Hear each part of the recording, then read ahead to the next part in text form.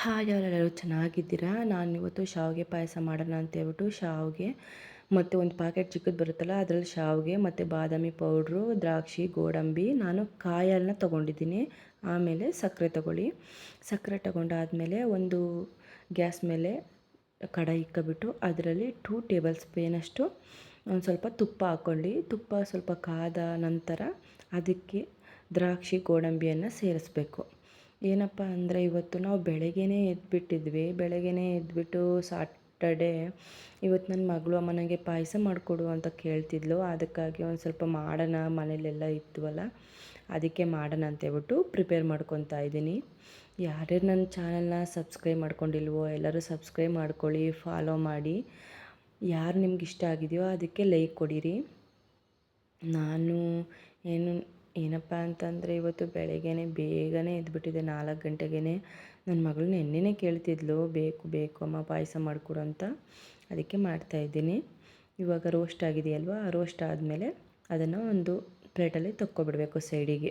ಮತ್ತು ಅದೇ ಕಡಾಯಲ್ಲಿ ಮತ್ತು ಶಾವಿಗೆನ ಹಾಕ್ಕೊಬಿಟ್ಟು ಒಂದು ಸ್ವಲ್ಪ ಗೋಲ್ಡ್ ಕಲರ್ ಬರೋ ಗಂಟ ಅದನ್ನು ಫ್ರೈ ಮಾಡ್ಕೋಬೇಕು. ಗೋಲ್ಡ್ ಕಲರ್ ಬಂದಿದೆಯಲ್ಲ, ಗೋಲ್ಡ್ ಕಲರ್ ಬಂದಾದಮೇಲೆ ಒಂದು ಸ್ವಲ್ಪ ರೋಸ್ಟ್ ಮಾಡ್ಕೋಬೇಕು. ಆಮೇಲೆ ಅದಕ್ಕೇ ಕಾಯಿ ಹಾಲು ತೊಗೋಬೇಕು. ನಾನು ಕಾಯಿ ಹಾಲನ್ನೇ ತೊಗೊತಾ ಇದ್ದೀನಿ.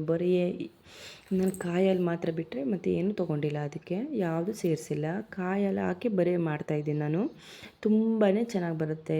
ಎಷ್ಟು ಟೇಸ್ಟಿಯಾಗಿತ್ತು ಅಂದರೆ ಅದನ್ನು ಫಿಲ್ಟ್ರ್ ಮಾಡಬಾರ್ದು. ಮತ್ತು ನೀವು ಕಾಯಿ ಹಾಲನ್ನ ಹೇಗೆ ರುಬ್ಬಿರ್ತೀರೋ ಮತ್ತು ಅದನ್ನು ಹಂಗೆ ತೊಗೊಂಡು ಹಾಕ್ಕೋಬೇಕು. ಇದನ್ನ ಹೇಳಬೇಕು ಅಂದರೆ ಕಾಯಿ ಪಾಯಸನೇ ಅನ್ಬೋದು, ಆ ಥರ ಇದೆ. ತುಂಬಾ ಟೇಸ್ಟಿಯಾಗಿ ಬಂದಿದೆ.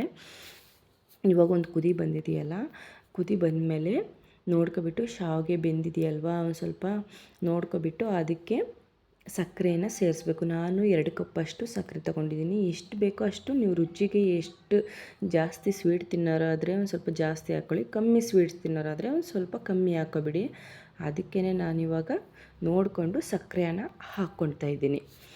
ಆಮೇಲೆ ಒಂದು ಸ್ವಲ್ಪ ಕುದಿ ಬರಬೇಕು. ಅದು ಒಂದು ಕುದಿ ಬಂದಾದಮೇಲೆ ಏಲಕ್ಕಿ ಪೌಡ್ರ್ ತೊಗೊಳ್ಳಿ.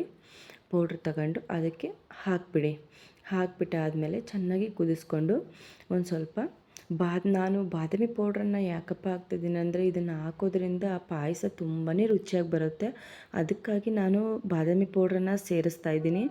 ಬೇಡ ಅನ್ನೋರು ಸ್ಕಿಪ್ ಮಾಡ್ಕೊಳ್ಳಿ, ಬೇಕು ಅನ್ನೋರು ಹಾಕ್ಕೋಬೋದು. ತುಂಬಾ ರುಚಿಯಾಗಿ ಬರುತ್ತೆ. ಒಂದ್ಸಲ ಟ್ರೈ ಮಾಡಿ ನೋಡಿ, ತುಂಬ ಸಖತ್ತಾಗಿ ಬಂದಿದೆ ಮಾತ್ರ ಪಾಯಸ. ಮತ್ತು ಒಂದು 2 ನಿಮಿಷ ಕುದಿಸ್ಬಿಡ್ರಿ. ಅದನ್ನು 2 ನಿಮಿಷ ಕುದಿಸ್ಬಿಟ್ಟು, ಯಾಕೆಂದರೆ ಅವಾಗೆ ನಾವು ಎಲ್ಲ ಫ್ರೈ ಮಾಡ್ಕೊಂಡಿದ್ವಿ, ಎಲ್ಲ ಕುದಿಸಿದ್ವಲ್ಲ, ಶಾವಿಗೆ ಚೆನ್ನಾಗೇ ಬೆಂದಿರುತ್ತೆ. ಚೆನ್ನಾಗಿ ಕುದಿಸಾದ್ಮೇಲೆ ಸ್ಟವ್ ಆಫ್ ಮಾಡ್ಕೊಬಿಟ್ಟು ಸೈಡಲ್ಲಿ ಹಾಕ್ಕೊಬಿಡಿ. ಎಷ್ಟು ರುಚಿಯಾಗಿ ಬರುತ್ತೋ ಒಂದ್ಸಲ ಟ್ರೈ ಮಾಡಿ ನೋಡಿ. ಇಷ್ಟ ಆದರೆ ನನ್ನ ಚಾನಲ್ನ